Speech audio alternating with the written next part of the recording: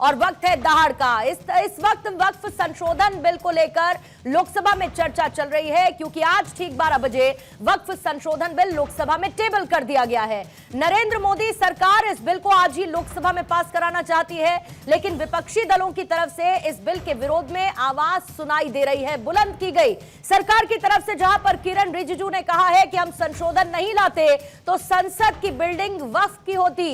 इस बिल पर जिसका लेना देना नहीं उसका जिक्र कर लोगों को बरगलाया जा रहा है। इस बिल की मदद से सरकार अल्पसंख्यक समुदाय के धार्मिक मामलों में सरकारी हस्तक्षेप नहीं कर रही है, बल्कि जमीन विवाद को निपटाने के लिए वक्फ बिल पर संशोधन किया जा रहा है।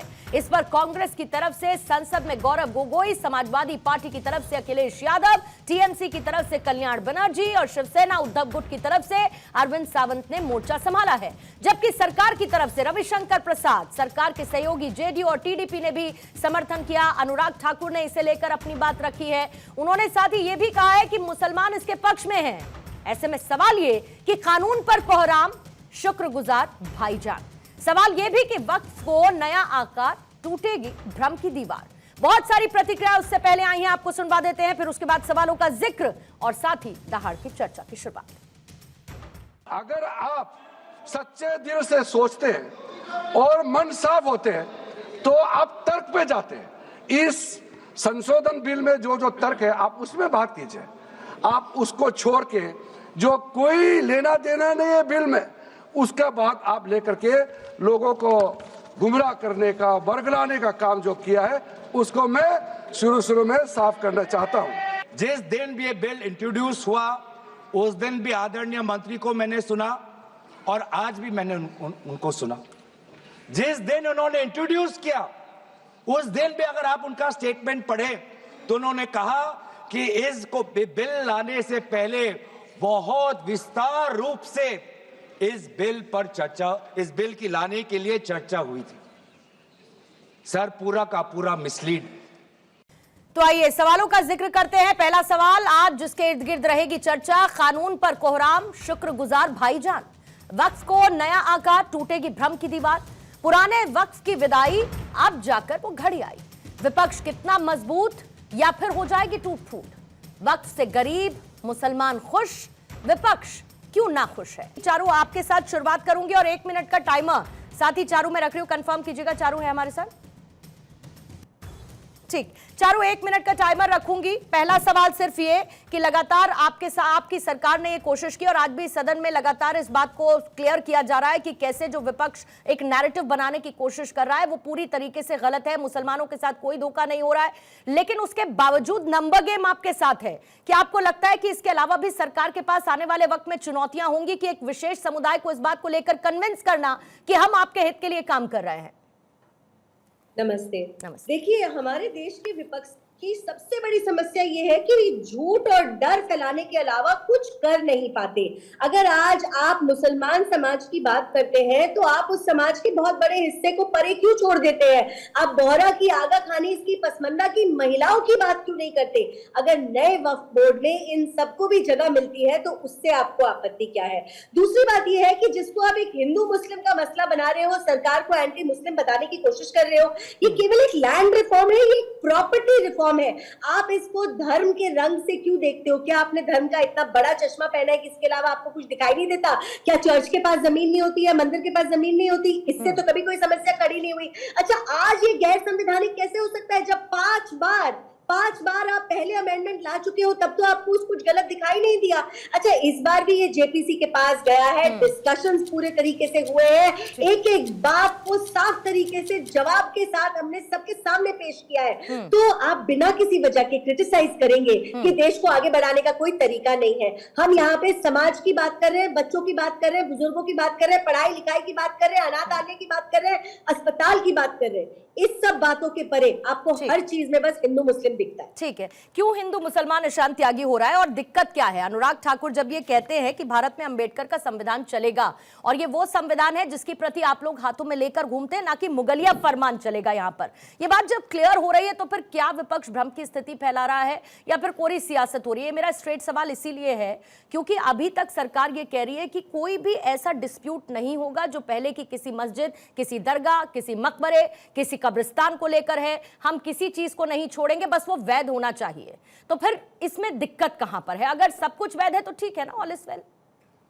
पूर्णिमा जी देखिए, सबसे पहले तो आपको नमस्कार, पूरे पैनलिस्ट को नमस्कार, और जितने लोग मुझे आपके माध्यम से सुन रहे हैं, आपके चैनल के माध्यम से, आपके व्यूअर्स को नमस्कार। देखिए, सबसे बड़ी महत्वपूर्ण बात अभी, क्योंकि अभी मैं चारू प्रज्ञा जी को रिस्पॉन्ड करूंगा क्योंकि समय की अब अभाव है। उन्होंने बोला झूठ और डर का माहौल बनाया जा रहा है। तो झूठ अगर कोई बोल रहा है, चाहे नंबर्स इनके पास हो, भारतीय जनता पार्टी वालों के पास, मुझे नहीं पता नंबर है नहीं है, टीडीपी इनके साथ है कि नहीं है, जेडीयू इनके साथ है कि नहीं है, इस बिल में बोल तो रहे हैं, लेकिन क्या वोट डालेंगे कि नहीं डालेंगे ये बात का विषय है। लेकिन सबसे महत्वपूर्ण बात यह है, जिस तरह का झूठ इस समय फैलाया जा रहा है भारतीय जनता पार्टी के प्रवक्ताओं के द्वारा और कई मीडिया चैनल्स पे, नेशनल मीडिया चैनल्स पे, उसका पर्दाफाश करना बहुत जरूरी है। ये कह रहे हैं, सबसे पहली बात तो जो कब्जा है, कब्जा सबसे बड़ा इनका महत्वपूर्ण हुआ है कि वक्फ की प्रॉपर्टी पे कब्जा है। देखिए, कब्जा सबसे ज्यादा, आप सच्चर कमेटी की रिपोर्ट आजकल भारतीय जनता पार्टी वाले बहुत कोट कर रहे हैं। आप देखेंगे कि सच्चर कमेटी की रिपोर्ट में भी ये लिखा हुआ है कि वक्फ की प्रॉपर्टियों पे सरकारी कब्जे हैं। दिल्ली में 316 केस है, राजस्थान में 60 केस है, उत्तर प्रदेश में 60 केस हैं। आप देखिएगा उत्तर प्रदेश में 11,000 हेक्टेयर लैंड, 14,000 हेक्टेयर लैंड में से वक्फ की 11,000 हेक्टेयर लैंड को सरकार ने कब्जा कर लिया। दूसरा सबसे बड़ा कब्जे पे, पहले कब्जा जो कर लेते थे लोग, अगर उसका प्रूफ हो जाता है तो उनका नॉन बेलेबल वारंट निकलता था और वो अरेस्ट होते थे। अब ये जो अरेस्ट है ये बेलेबल बना दी गई है इस वाले नए वाले विधेयक में। तो ये कब्जा सबसे पहली बात, तो इसमें झूठ बोलने का काम सरकार कर रही है।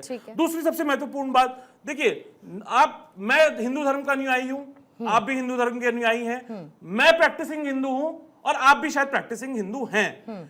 सबसे महत्वपूर्ण बात यह है कि जो क्लॉज ये लेकर आ रहे हैं कि 5 साल का प्रैक्टिसिंग मुसलमान होना चाहिए वक्त में डोनेट करने के लिए, वक्त में दान करने के लिए, तो सबसे पहले मुझे ये बताएं कि आप 5 साल का जो प्रैक्टिसिंग मुस्लिम है उसको कैसे आइडेंटिफाई करेंगे? लोगों के घर में सीसीटीवी लगाएंगे, क्या आप ये देखेंगे कि वो 5 बार नमाज पढ़ रहे हैं कि नहीं पढ़ रहे? क्या आप ये देखेंगे कि वो रमजान में रोजे रख रहे हैं कि नहीं रख रहे? तो ये सबसे महत्वपूर्ण बात है कि ये सबसे बड़ा ग्रे एरिया है इसमें।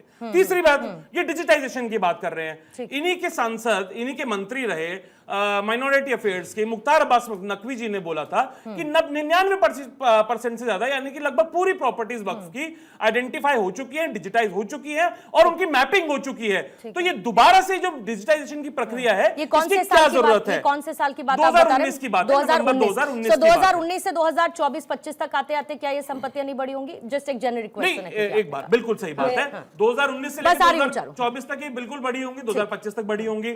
लेकिन अगर 100% हो चुकी है तो उसको दोबारा से करने की क्या जरूरत है? जो कि चारों रिस्पॉन्ड करेंगे, फिर अखिलेश कटियार जी आपके पास आ रहे हो। जी, मैं कांग्रेस के प्रवक्ता को याद दिला दूं कि इनके खुद के अध्यक्ष मल्लिकार्जुन खड़गे ने, लालू प्रसाद यादव जी ने कई बार बहुत बड़ी बड़ी पार्टियों के बड़े बड़े नेताओं ने कहा है वक्फ ने कब्जा कर लिया जमीन पर, और वक्फ की जमीनों पर भी कब्जा कर रखा है कुछ ऐसे लोगों ने जो उसको मिसयूज करते हैं। आपको इस बात से समस्या क्यों है कि इस जमीन का इस्तेमाल सामाजिक न्याय के लिए हो, इस जमीन का इस्तेमाल समाज के हर वर्ग को आगे बढ़ाने के लिए हो? ये आप चाहते नहीं है। आपको यही चाहिए जो आर्बिट्री सिस्टम आपने एक जगह पर लगा के रखा था, जिससे आपका फायदा होता था, वो कंटिन्यूड रहे। आपको वही चाहिए कि कभी संसद को और कभी दिल्ली के हवाई अड्डे को, कभी कलकत्ता के ईडन गार्डन को वक्फ की प्रॉपर्टी बता दिया जाए बिना किसी कागज पत्थर के।